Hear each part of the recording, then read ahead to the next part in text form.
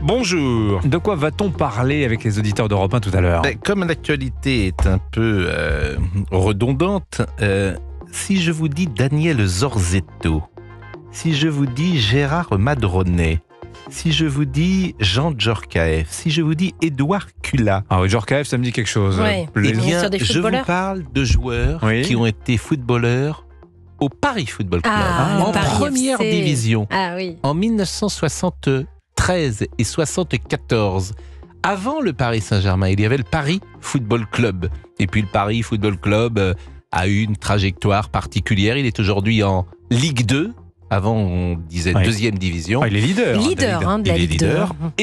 Et pour la première fois, le Paris Football Club, quand je dis pour la première fois, il va possiblement avoir deux grands clubs à Paris. Oui, parce qu'il y a un énorme actionnaire qui arrive au capital du Paris FC. Hein. Exactement. Et cet énorme actionnaire, comme vous dites, est l'homme le plus riche du monde.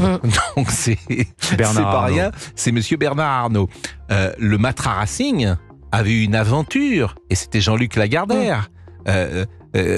Silié à Europe 1 qui avait tenté cette expérience d'un deuxième club à Paris qui avait été, je dirais, en demi-teinte. Il y avait du monde au parc avec Francescoli, avec Luis Fernandez, avec Maxime Bossis, mais on n'était pas allé au bout de l'aventure. Le Red Star aussi. Enfin, c'est toujours maudit, le deuxième club parisien. Le Red Star, c'était dans les années 70 aussi. Et là, vous avez une possibilité avec la famille Arnault, qui donc va prendre le contrôle du Paris Football Club, avec Red Bull, avec peut-être d'ailleurs Jürgen Klopp, qui est l'entraîneur historique de Liverpool. Et de Dortmund aussi. Hein. Et de Dortmund. Donc vous avez quelque chose de nouveau dans le paysage français footballistique. Ça faisait longtemps qu'il n'y avait pas eu quelque chose d'aussi excitant dans le football français, Pascal. Écoutez, oui, c'est pour ça que je Paris vous en est parle. une des rares capitales à n'avoir qu'un seul club mais en à Europe. Londres, je crois qu'il y a 7, 8, 9 clubs.